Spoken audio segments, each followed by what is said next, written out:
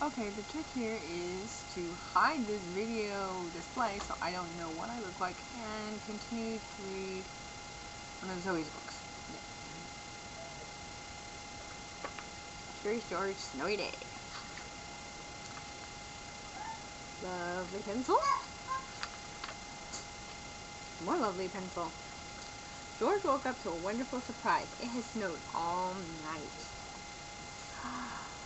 George was curious about all that clean white snow. Hi, Zoe. Maybe he could build something out of it. You go outside, George, said the man with the yellow hat. I'll make us some cocoa for later. This was going to be a perfect day. George went out to play. Uh-oh, he sank right into the fluffy powder. Look at that! Oh my goodness!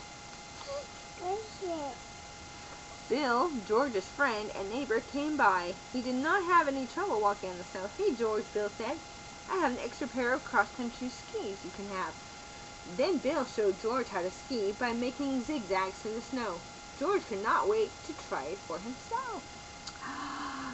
Look at that, Zoe. With skis, George could stay on top of the snow. They followed Bill uphill. Suddenly, they heard a noise. Oink, oink, oink, oink. Bill said, I'm going to find out what that is. You wait here. George waited on top of the hill in the cold. The house looked so small and warm. George wanted to get home for his cocoa. Was Bill coming back? I don't know. My goodness. Hey, George. Bill shouted from the bottom of the hill. I couldn't find whatever made that sound, but I have to head home now. Keep the skis and have fun. So George did, for a while. When George was tired, he skied down the hill toward home, till he hit a rock.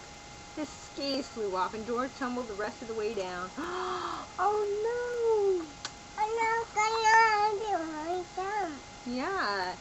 George picked himself up at the bottom of the hill. What would he do now? He saw two children pulling a sled. They were walking on the snow, but they did not have skis. How did they do it? It had to be those wide, flat shoes they wore. Dinny, I think he likes our snowshoes, the girl said. George nodded. Vicky and I live on the other side of the hill, said Dinny. If you come with us, we'll lend you our snowshoes so you can get home too. Climb aboard the sled. That was very sweet of them.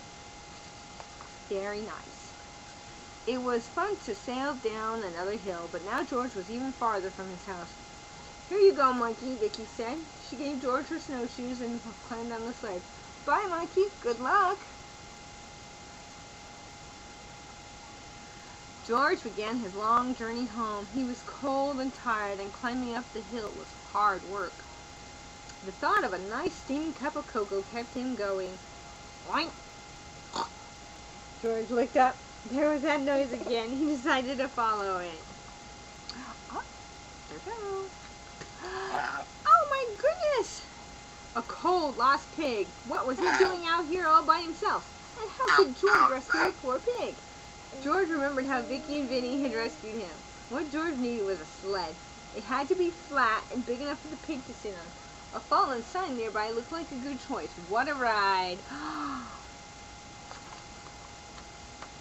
When George got home, he found his neighbor, Farmer Rankin, talking to the man with the yellow hat. Thanks for bringing my pig home, George, the farmer said. He got out last night before it snowed. Good work, George, said the man with the yellow hat. There's some cocoa waiting for you inside. That is exactly what George had hoped to hear. Very cool. And more Zoe art. Skiing, snowshoeing, sledding, and now cocoa. It had been the perfect snowy day. And look at the Zoe art. Thank you very much.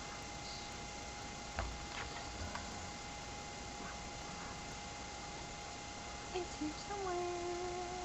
We're not too far. Hold on. Not gummy bears, Zoe. Not gummy bears. I gotta find this other thing. I found it! Yay! Now I can close it.